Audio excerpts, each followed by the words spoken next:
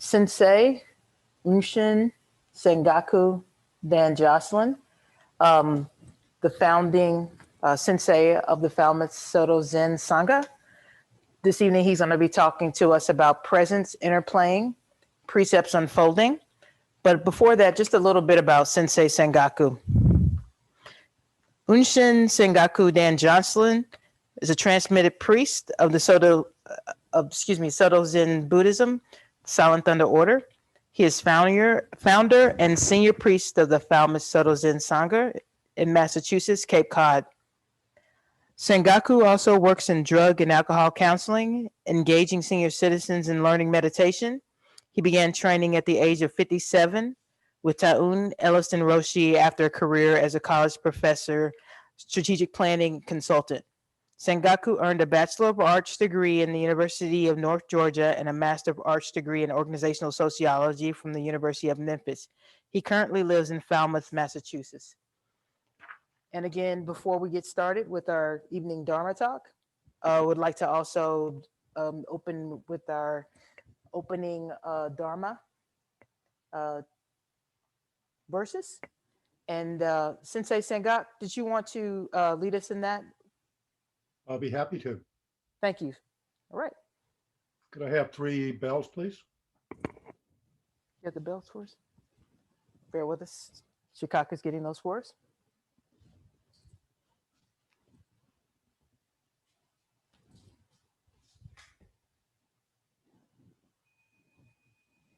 So 3 bells and a stop, please, Shikaku.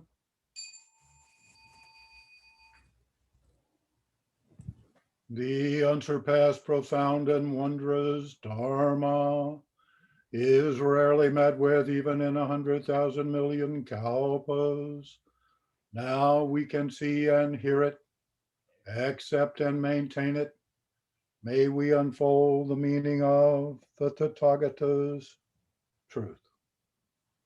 Thank you so much. All right, and without further ado, we will welcome Sensei Sangaku to speak with us this evening.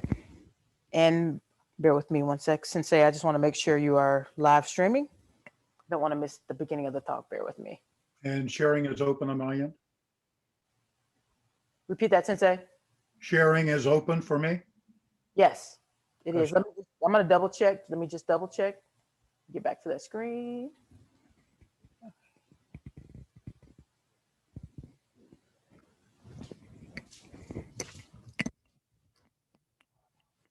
Check the security. Yes, share screen is on, Sensei.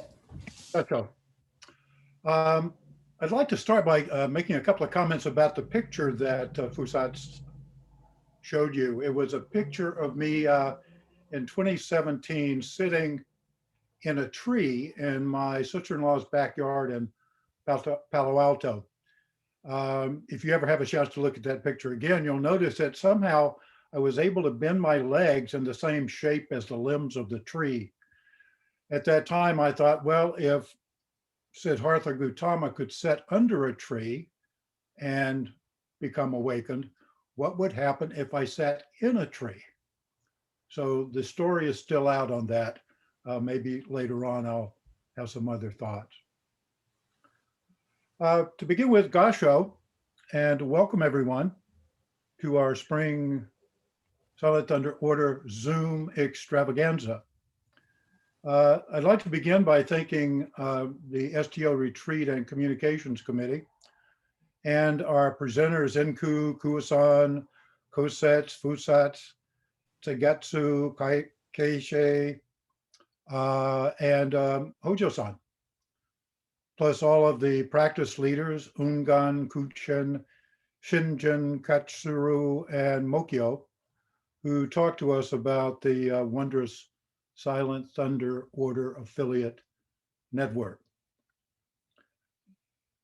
To put the efforts of all of these people in context, I offer the Volunteer Hour Index, VHI. When I was Director of Development at what is now Clark Atlanta University, we worked on developing a methodology of trying to look at the impact of alums and volunteers on the institution. So what we did was to look at it in a particular way, which I'm now going to apply to the volunteer work that has been undertaken for this endeavor. The Retreat and Communications Committee began extensive work on this retreat in January, although the work actually began in November. And that was January of 2021. So what I'd like to do is just give an estimate of about 20 people working on the development of this, an average of 20 people. And at 5 hours a month of work, that would be 25 hours of volunteer time. So the VHI for this particular project turns out to be 20 people times 25 hours by the exaggerated fund amount or salary of $15 an hour. That would come out to $7,500. To put that in even greater perspective, that's about 1/15 of the cost of doing it if you paid someone. To put it in even greater context, the co-chairs of the Communications Committee this weekend alone, Thursday through Sunday, will put in approximately 25 hours apiece. So I offer this to you as a way of beginning our talk tonight. They have offered Dharma. They have offered loving kindness to us. And what better way to begin a discussion about vows than by bowing to the volunteers, STO volunteers, who helped put all of this together. So if you would, please join me. Gasho. The theme of this retreat is vows in bloom. Over the last few days, much has been said about the retreat in terms of the first word in that theme, and that is vows. My task tonight, and in our discussion, I hope we'll spend time on the second and third word of that theme, hence in and bloom. This way, we're actually pointing to spring, birthday, celebration, and rededication, which is a much broader context for this spring retreat than we normally do. Since the title of this is Presence Playing and Vows Unfolding, it is not difficult to attach or to stretch the idea of birth and vows in a similar way. For example, the idea of birth is not something specifically related to the great meaning. It is the uncovering, the finding, the reinventing, the creation, the intuitiveness of things. Birth in itself is ongoing and being in such a way that we see the precepts unfolding. So as we look at this, it's important to think of not only vows, but how they unfold in relationship to the activities surrounding the birth of Buddha. In Buddhism, for example, the precursor to becoming awake is leaving home. Then entering a new sphere or dimension of experience, belief, and behavior. I would like to talk about the great meaning of this in its smallest of ways. I will use 4 points to do this.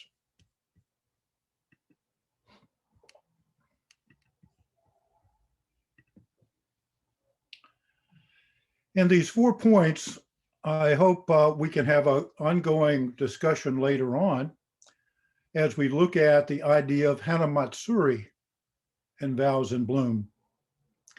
So the upaya for tonight, from my perspective, is presence, playing or interplaying, vows or precepts unfolding. So let's look at the definitions first. Presence is a term that pretty much means oozing the Dharma. Everything is displayed as Dharma. Seeing is the Dharma. Perception is the Dharma. Everything in its place and doing its Dharma best is present in the moment. Playing or interplaying is a concept I'd like us to think about, which is a bit different from interconnectedness, although its root is interconnectedness. So rather than thinking about something being interconnected, which could be static, think of this relationship as interplaying. So presence is interplaying. It is the constant cause and effect of everything on everything. It is celebration of Dharma. Vows or precepts, as I've mentioned, have been talked about a great deal and will be looked at into more depth tomorrow. So I just want to do a marker place here for vows and precepts and think of it as a commitment to following an ethical and moral path. This is important because of Sila, which was one of the three main teachings of Sakyamuni Buddha. Unfolding then is the actualization of commitments. If you look at the very simple diagram below, you'll see some interesting relationships. Not as well done as Cosette's earlier today, but it does suggest interplay, interrelationship, how unfolding and interplay are similar, and presence and vows interact with one another. The good news about this is that you can start at any of these points and go around to the other. It is kind of a Morpheus curve in that regard.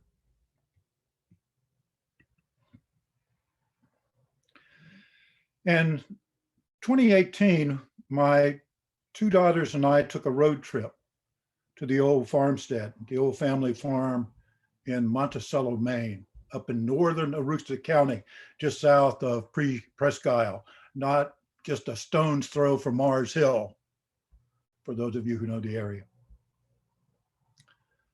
I had not been there for 30 years, nor had my older daughter, and my younger daughter had never been back to the old homestead.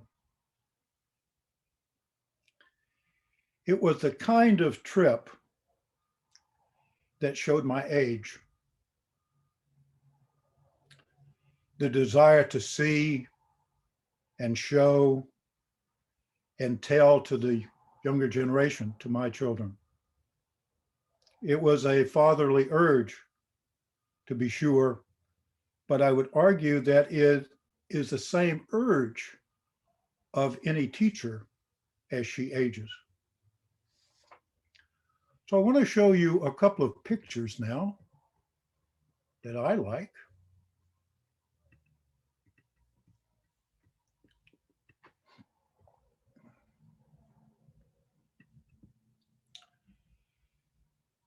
So this is kind of an interactive part of the talk tonight. So I will ask you, first of all, what do you see?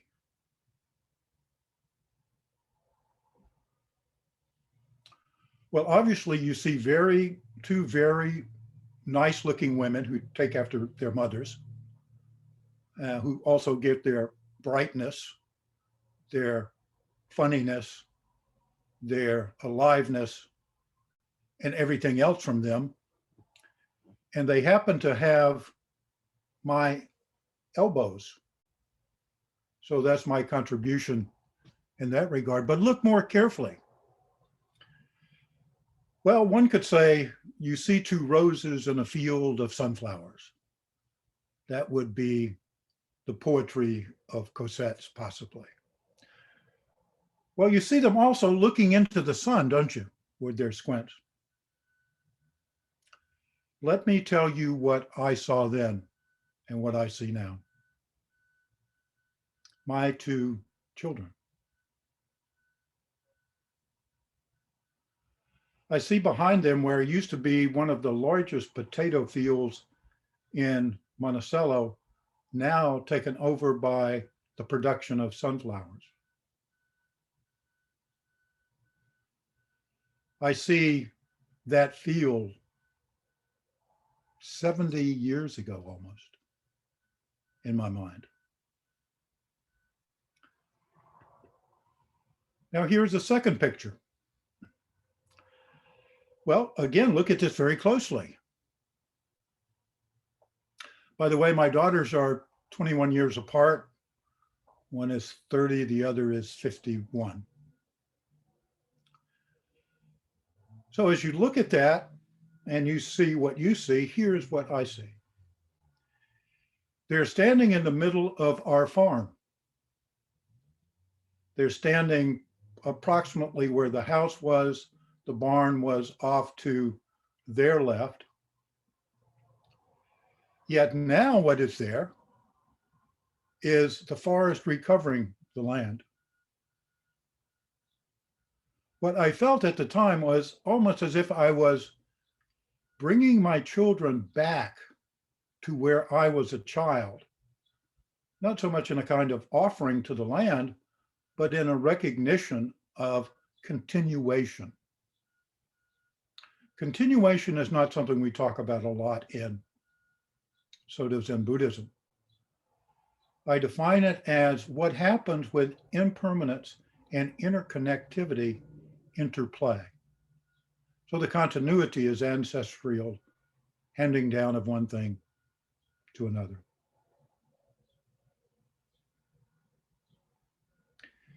In Buddha's teaching, presence oozes Dharma. We say everything is Buddha Dharma: dogs, trees, stones, and tiles. Presence is just so. Inmo, we say. Ihai Dogen writes about this in the fascicle Inmo in Shobogenzo.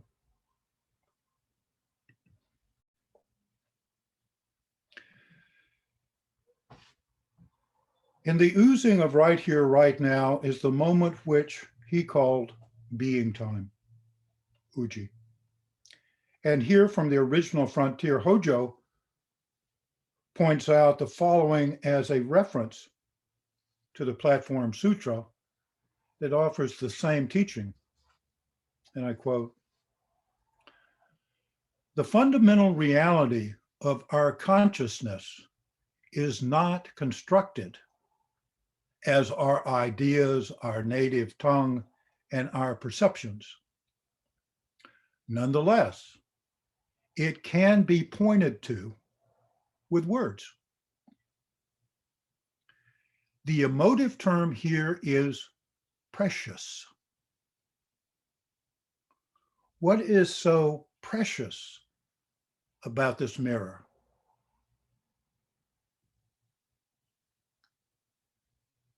This conjures an image, not exactly a thought, but it includes the presence of the mirror, and it is not simply an intellectual exercise. It is a direct and precious insight into the non-duality of the apparent duality of self and other, of form, appearance, and its reflection in our awareness." That's on page 77. In each moment, all, or one, is sharing the Dharma. Further, everything, or one, is teaching the Dharma. For this practitioner, for me, I don't always sense learning, but my marrow seems to.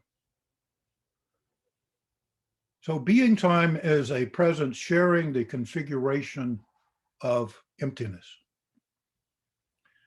For me, back there, I was in a place of different memories from a different time with my daughters who would have their own experiences to carry forward in a shared set of memories, now referred to as that road trip with Dad.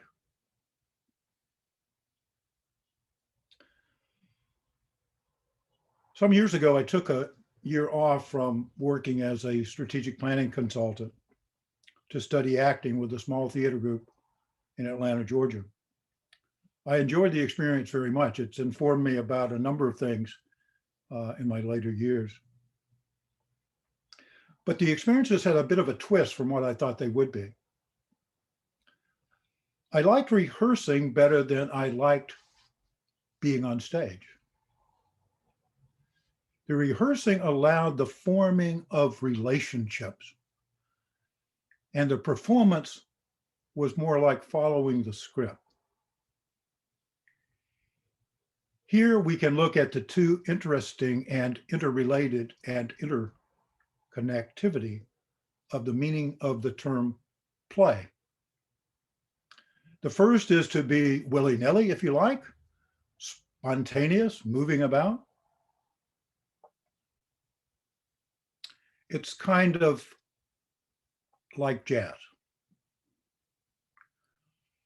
Play, on the other side, would be the specific play you have called, or the specific scene you have blocked. So the differences between jazz and orchestration. Life is the interplay of Dharma presence. Rehearsal bloopers make the performances so much better. So I want to make a point about my point. Daniel Day-Lewis is an Oscar-winning actor. Many of you know him in a variety of roles, including, I think his last one might have been Lincoln. As he begins to rehearse, he goes through a rather elaborate process.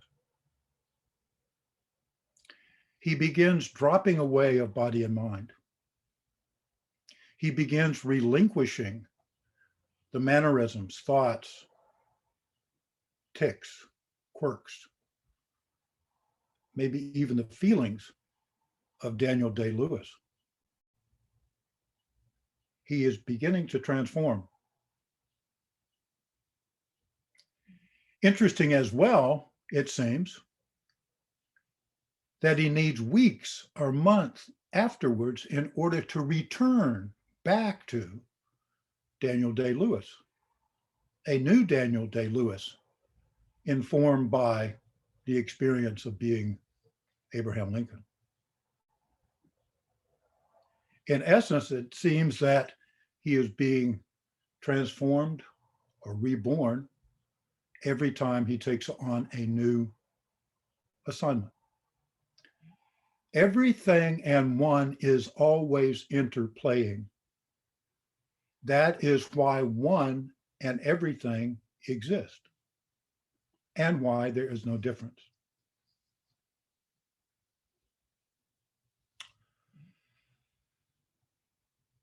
In the Garden of Lumpini, two mothers, Maya and Maha, birthed a son. As the legend has it, the retinue of women and the garden itself attended the birth of the world-honored one. Now, another painting.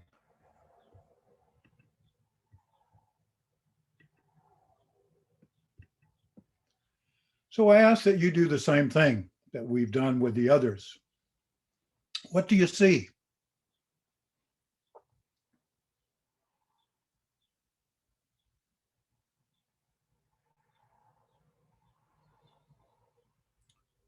For example, I wonder which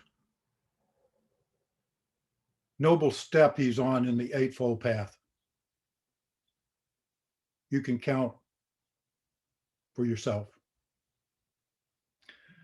Notice the painting is actually a travel exposure of Hindu gods, Shiva, three-headed god. possibly up in the left-hand corner, is Sona, the lute player that Sakyamuni Buddha speaks of in his treatise on effort. You also see Maya holding on to a branch. That branch extended itself to her during her birthing.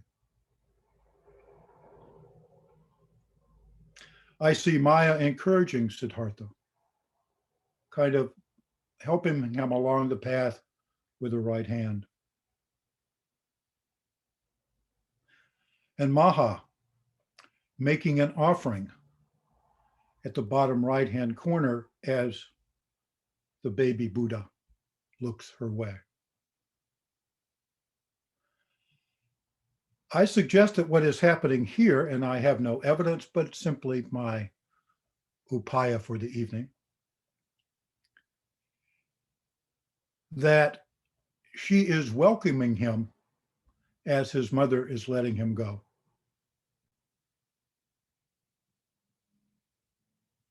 The offering suggests something that has been worked out between the two women and shows Mahapajapati welcoming a vow that she is taking to care for this child after Maya dies. Recall, as Maya went into labor, this tree, as it lowered its branch, extended itself to her, just as later on, in two separate instances, one when Siddhartha was young in the field sitting under an apple blossom tree, and the other much later on when a tree on a hill welcomed him into his awakening.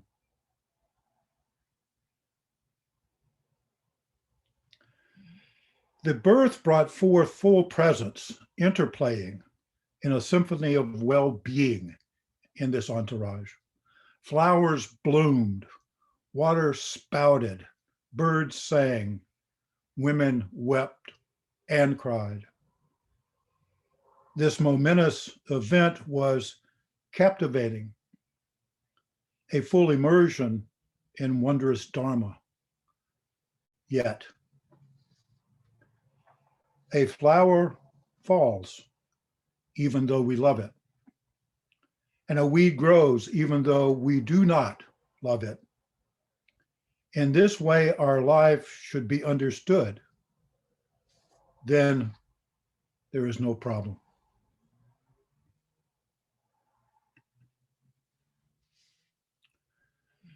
This statement, of course, appears in Shobogenzo and speaks to Jingo Koan and its impact on emptiness.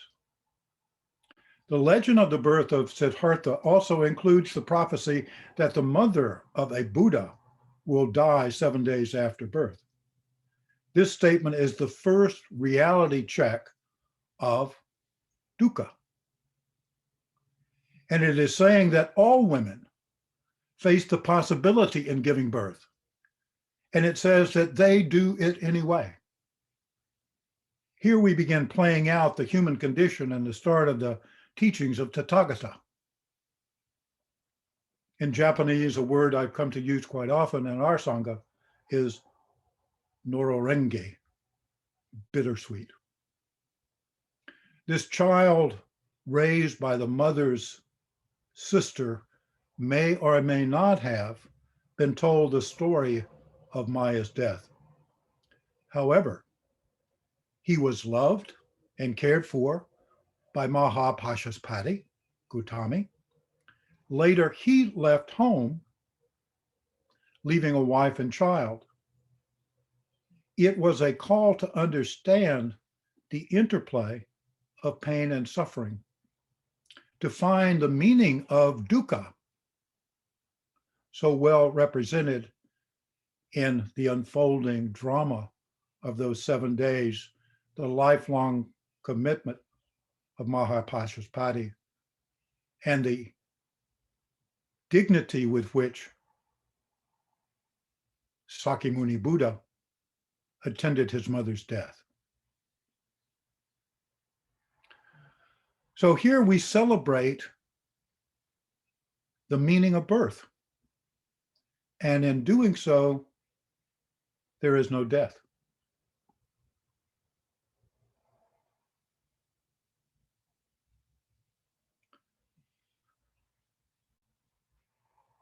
For comprehensive research on all of this, I'm going to be presenting this paper and Fusatsu will have it. So there's quite a bit of detailed information here for you to take a look at. I want to turn attention to vow. Vow is a combination of thoughtfulness, mindfulness, and logic. It is a process where no distinction is made between the mundane and the supra-mundane. I wonder if Maha made a vow to Maya. If this occurred, it is the same as those which you and I take on various occasions. I can imagine Maya and Ma knew the condition and variables in play after the birth of Siddhartha. Compassion and love had to occur to belay concerns of one and establish a lifelong commitment or vow for the other. But we don't just have to speculate. In Wendy Garling's latest book, The Woman Who Raised the Buddha, she writes of the translation of Cambodian living oral tradition, chants translated by Trent Walker. So on page 49 and 50. I'd like to read this poem. It's a poem from Maya. Look, little sister Gautami, hold to these words of guidance. I ask you now to receive. Little sister, forgive me. Since giving birth to my son, only 7 days have passed. My life withers to nothing. I pass on now to the next world. What can I do when we are born only to be destroyed? All humans and animals die and decay by nature. Never lasting, never sure. Life is as the Pali phrase, anikam duaham anatta, impermanence, suffering, and non-self. Little darling, it is up to you now. Now, as for me, dear sister, don't worry, for death is sure. No more can I hold my son, the refuge of gods and men. You who pity your sister, you lovely girl, that is why I ask you to hug and hold this motherless child of mine. Nurse him and bathe his body, attend to him day and night, care for him like no other. Oh, my golden girl, do not stop. What a step it is to vow. It is saying we take a stand as well as acting. We must make a concerted effort by vow. We bow and lean in to this dedication. Our life as practitioners exists in 3 simultaneous fields, Dharma, Sila, and Prajna. The interplay of these fields are actualizing each moment. The life and teachings of Buddha, Dharma, Sila are actions taken to awaken Prajna. Wisdom to know how to intuit actions that reduce suffering in a given moment. Before thought, the action is afoot. When we act without even understanding why. As Hanamatsuri is a celebration, precept vows are a dedication. In the 7 days between Siddhartha's birth and his mother's death, Maya and Maha, in all likelihood, had conversations about the beauty and wonder of the new son and the pending death of his mother, as noted in the Cambodian chant. It is the kind of sister to sister, heart to heart transmission of a vow asked by one and given by the other that assesses the suffering and reduces it in a way that both feel simultaneous loving kindness. Mahaprajaspati became the only mother the new child would know. She set the example of the importance and the meaning of vow. And Shakyamuni Buddha, as I mentioned, attended her death in solemn dignity. The Fealty Sutra, Shakyamuni Buddha, is supposed to have spoken of the importance of a child in its honoring their parents or its parents. This reciprocity for the pain and suffering of the raising of the child in that time was a cyclical support mechanism. I take care of you in your youth, you take care of me in my old age. The importance of this interrelatedness, I suggest, is actually the forerunner of the refuge of Sangha. So let me quote a little bit from the sutra. To explain more clearly, there are 10 types of kindness bestowed by the mother on the child. The first is the kindness of providing protection and care while the child is in the womb body. The second is the kindness of bearing suffering during the birth, right effort, right concentration. The third is the kindness of forgetting all the pain once the child has been born, mindfulness. The fourth is the kindness of eating the bitter herself and saving the sweet for the child, loving kindness. The fifth is the kindness of moving the child to a dry place and lying in the wet herself. The sixth is a kindness of suckling the child at her breast, nourishing and bringing up the child. The seventh is the kindness of washing away the unclean. The eighth is the kindness of always thinking of the child, no matter where it travels or no matter how old it ages. The ninth is the kindness of deep care and devotion. The 10th is the kindness of ultimate pity and sympathy, we might now call compassion, loving kindness, and joy. To be a member of a Sangha, invitees are asked to consider if they're willing to accept responsibilities of their karma. They're asked to look into the teachings and come to their own awareness about where they're taking on this way of the middle life is what they are willing to do. There is a saying in 12-step programs, if you want what we have, you do what we do. It'll be your own and in your own way, but we share the path, if not the exact steps. Sila then is the actualization of 3 of the steps in the Noble Eightfold Path, namely right speech, right action, and right livelihood. And you ooze or radiate the presence of this. Some 50 years ago, as a graduate student in organizational sociology, the emphasis back then in sociology was finding patterns across various organizational structures. And back then, sociology was defined as norms, interrelationships, social structure, and institutions. Anthropology looked at the cultural side of humans related to values, icons, belief, language, and historical patterns of these conditions and variables. Now, sociology and anthropology are much more intertwined through such things as social psychology, cultural anthropology, and the idea of social culturalism. This all adds up to the cultural impact on all institutions up to and including religion. So I want to talk about for just a couple of minutes the concept of the word more.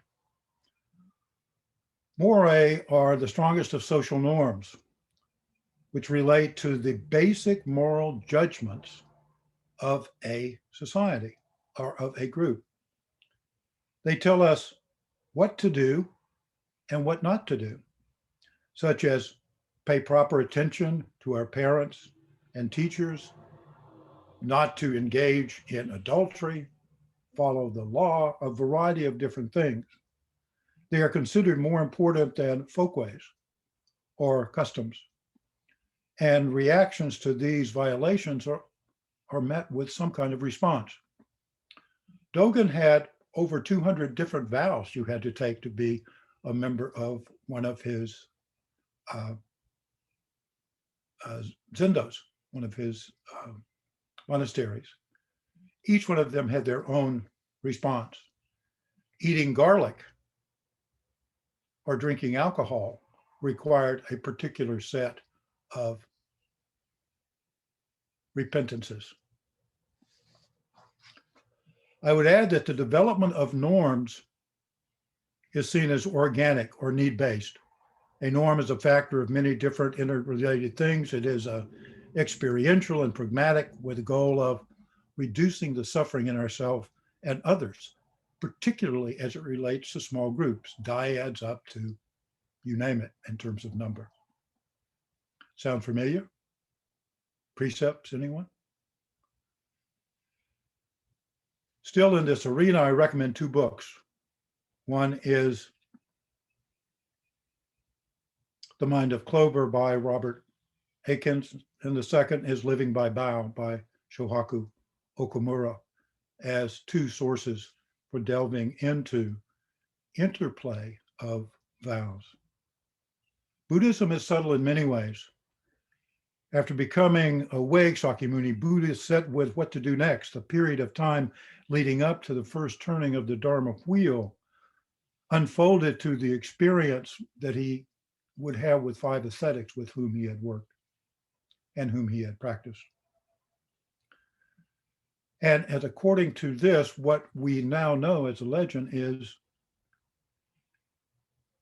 according to the teachings, Gautama hooked up with this group after he had attempted to speak to his two teachers that he admired, both of whom had died. And finding them, he began to speak to them. He pointed out that life has to deal with the here and now.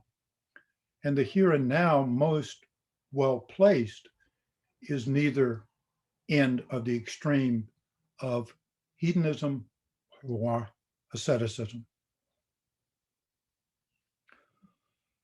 While the Buddha found the middle way between the extremes of living, remember, ascetics had their own vows, which were clustered on one side.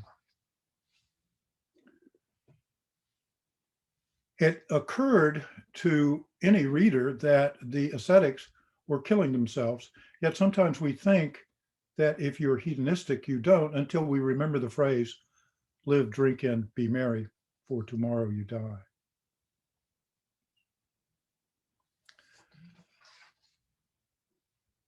The question is, how do we live together?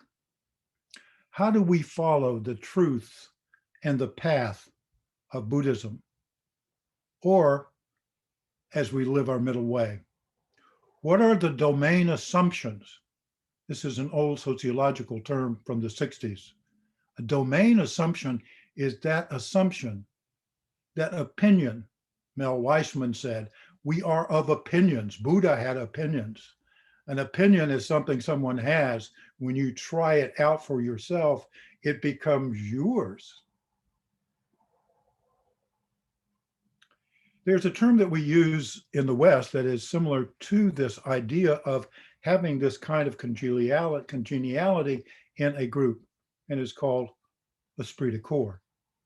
Hence the idea of the spiritual, or what I refer to as that which flows through us in Sangha, this interconnectedness which we're feeling even on the computer. So Sila is our practice after we get off of the cushion. Being informed by our time on the cushion, we now stand up and move in to the larger social world.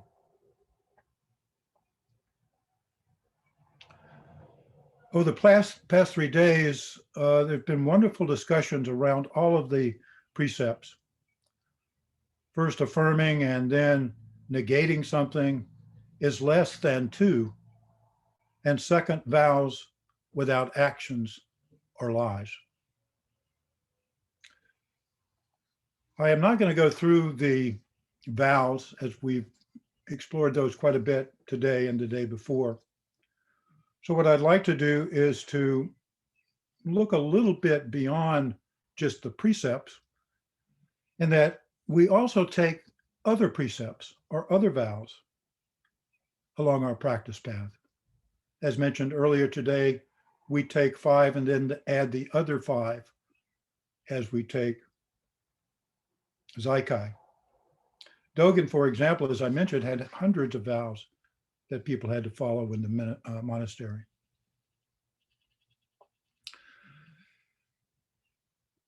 So I'd like to talk briefly about a couple of things from Robert Aiken that I think are important before I close. If the Buddha way is unsurpassable, that doesn't mean it's necessarily better than anything else. It means nothing else is better than it.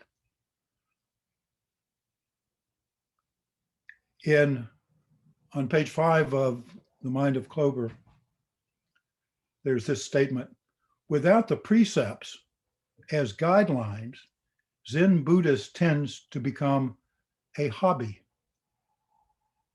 made to fit the needs of the ego.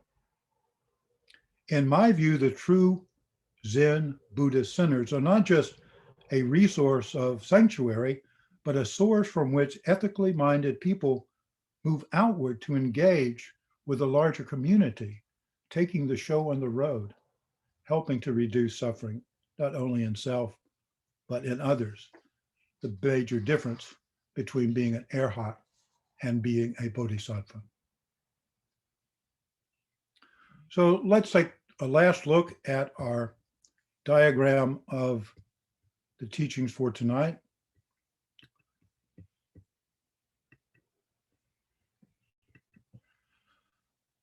So I hope that you've at least experienced some sense of presence in terms of the oozing of the Dharma, the displaying of the Dharma, interplay. Everything is changing every moment, and everything is interchanging every moment. It is a constant involvement of fields of energy. Vows or precepts are things which we take but never can fully meet, yet we continue to do so in the interplay that we have, continuing to present ourselves as best we can. All of this unfolding in such a way that we refer to this in the classic phrase of sharing the Dharma. Finally, in each moment, Dharma is presenting and being affected by other forms, creating an interplay of sensory awareness, a sea of sunflowers in a former potato field. Our path then unfolds as we live by vow to save ourselves and others, a forest reclaiming an old farm and welcoming the daughters of a once young boy who lived there. Knowing what we are getting into is not the same as experiencing what happens when we follow or do not follow the precepts. Vows in bloom must also be read as blooms in vows.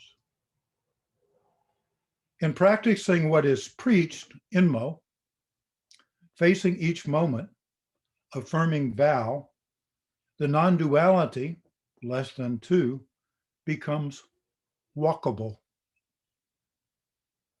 Two women, Maya and Maya,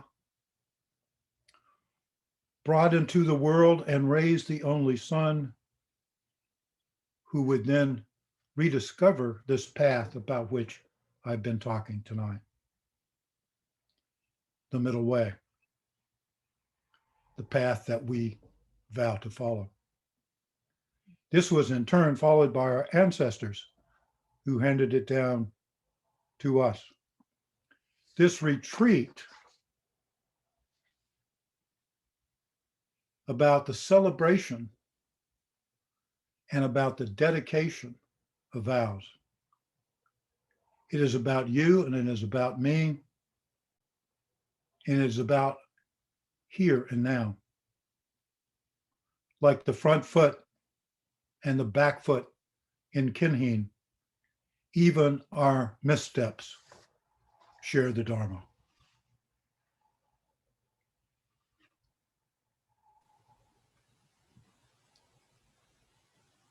Gasho Sensei, thank you for your teaching. And now comes the time that we open it up for questions. A lot of richness related to the precepts. So Cosettes, we got two screens here. You watch one, I watch the other. Again, use the raise your hand feature or just wave so we can see you for questions for Sensei Sangaku. We welcome your questions.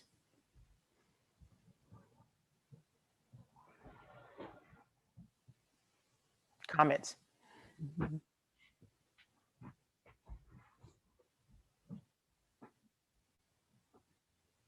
Yes, Amy.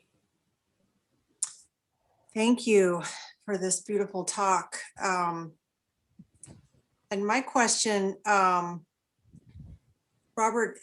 Akins talks about the precepts as archetypes, which is different, is another way of looking at it. Aspiration is something that is, for me, I think of something outside of myself that I'm reaching for. And the idea of archetype is something that is deep within the collective unconscious already. And I wonder what you think of that idea. And Please go ahead. in the first, Zenku, when he spoke, talked about the precepts being showing us our true selves. And so I'm curious what you think about the that idea of archetypes. Is it something already in us? It is in what we would call big mind or absolute. So when we try to discriminate between small mind and big mind, we get into these kinds of questions. For example, archetype might also be archeplay. That is, the interplay is also the same. Pain is archeplay. Pain is universal. So that is there. A vow, I think, is something that overwhelms us internally. We present it externally. We actualize it in our presence and continue to work toward it.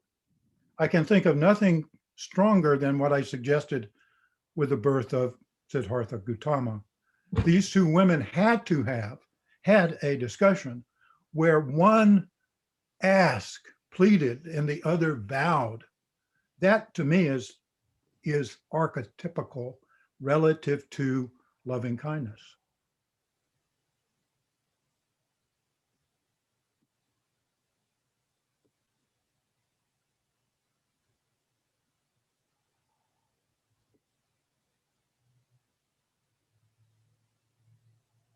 Yes, Jishu.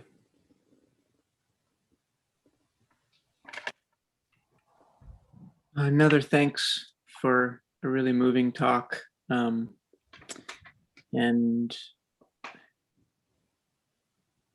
I feel sort of from the gravity of that talk, moved also to explore another aspect of the title of this retreat, which is practiced during challenging times.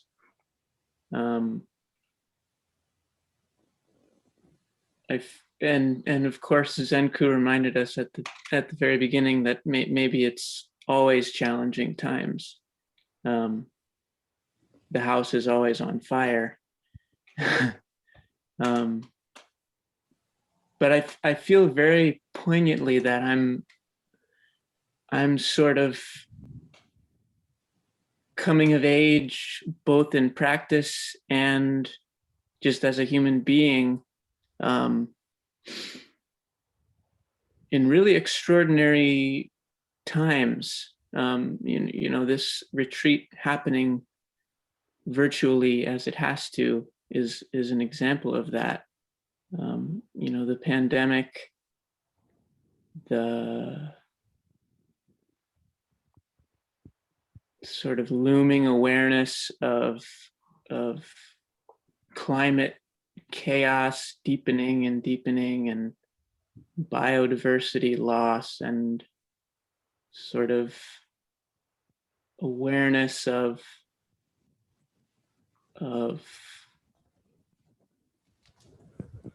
how how white supremacy is sort of amongst us. And all of this bubbling up right now in the midst of our practice. And so how to make these big sort of ideas come alive within precepts, vows, interplay of moments. That's all. Gasho, the depth of every moment, the depth of it is challenging. The depth of your questioning and my response right now could lead us into different levels of back and forth where we would experience a great deal of intimacy as we try to understand each other's points. That is always so. Every moment has its conditions and variables, many of which are the exact ones as 2,500 years ago. We, as practitioners, say we sit with this, we talk about this, we share our understanding of the Dharma with each other, we take refuge, we act as bodhisattvas. All of this is what we do. And as was pointed out earlier today, I think Taishun, it is the emptiness of the moment that allows us to respond. If we carry into that moment preconceptions, fears, worries, woe is me's, it does not enable us to see more clearly what we can do. So I think as you're stating, the first step is looking deeply into the meaning of suffering. The four analytical aspects of dukkha is powerful science in the scientific method. So I commend you for being here and taking these steps. I think this is what we do over and over again. That's our practice.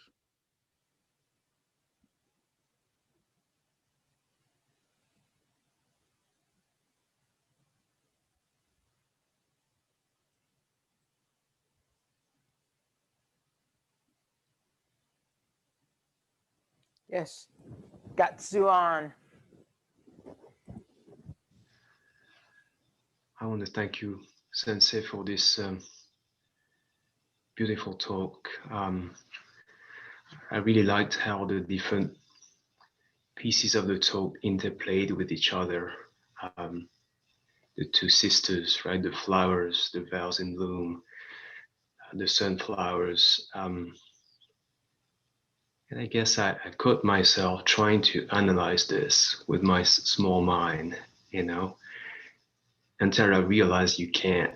You can't do that with your small mind. The number of relations just goes up exponentially, right? To the point where there's no way your small mind can analyze it. So you have to take it with your big mind, which is what I try to do in the end. So thank you for teaching me that. Gasho, I think I love Sensei's Hojo's precious. It's precious. The other word that I like is awe. When we experience awe, we are beyond the small mind, that's for sure. And it's important that we experience that. And then when we go to the next moment, we have at least a reminder of what that's all about. Thank you. I believe Kevin's next. Thank you so much.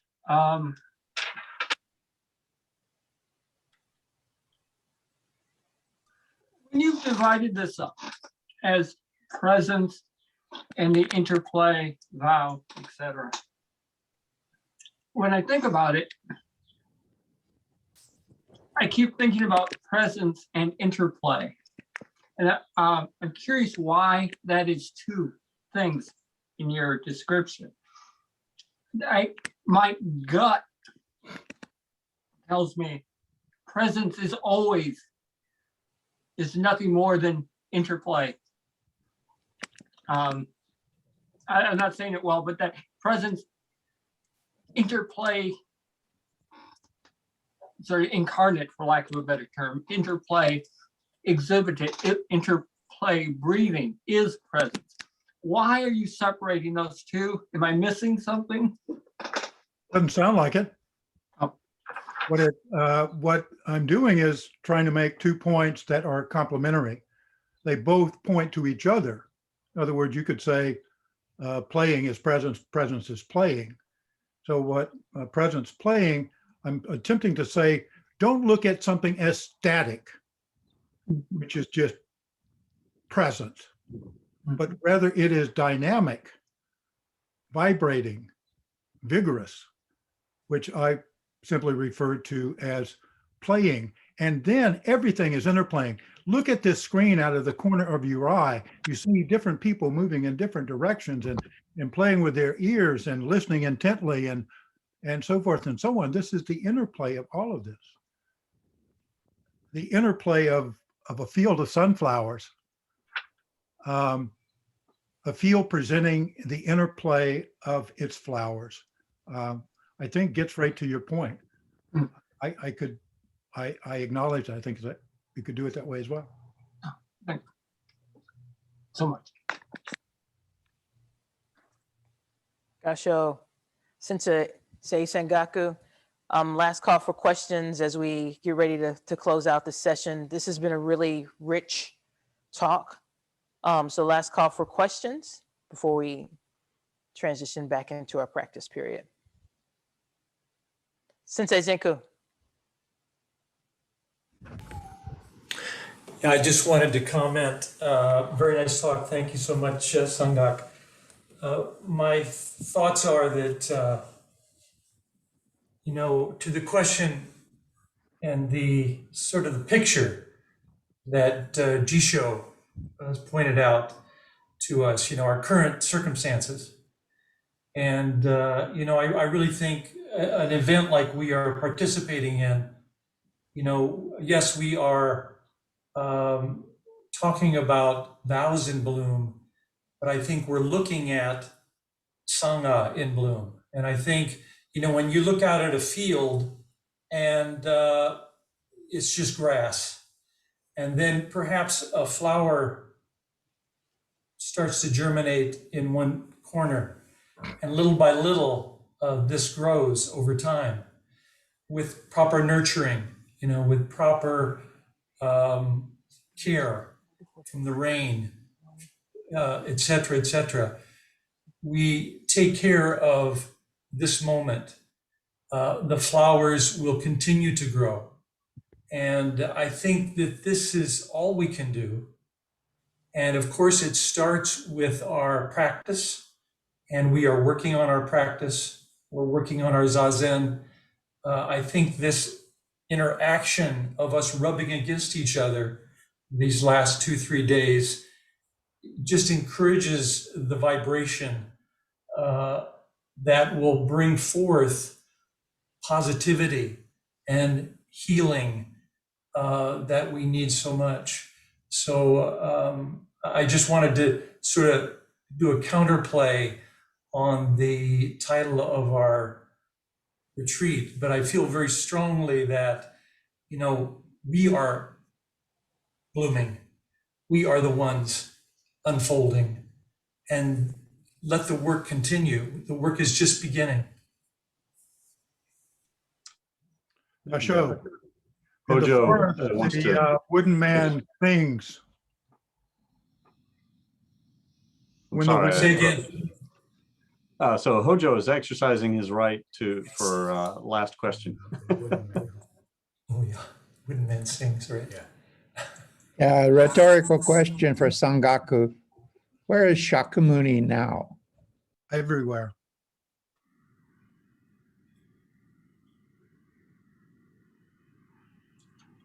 Rhetorical questions don't require an answer. I'm glad you pointed that out. Gasho. Sensei Sangak, thank you for your teaching, your wisdom, your knowledge, bringing it all together. Our Dharma talks, our speakers, our conversations are all petals on the flower that are blooming during this retreat. We are continuing to do this and process this. So let us continue through the retreat to continue to bloom and to flow and to share and to grow. So Sensei Sangak, any last comments or questions or anything that you want to leave us with? Just that you'll have a chance to look at the transcript of the talk as well as look at it again. So thank you all. Gasho to Sensei Sangak.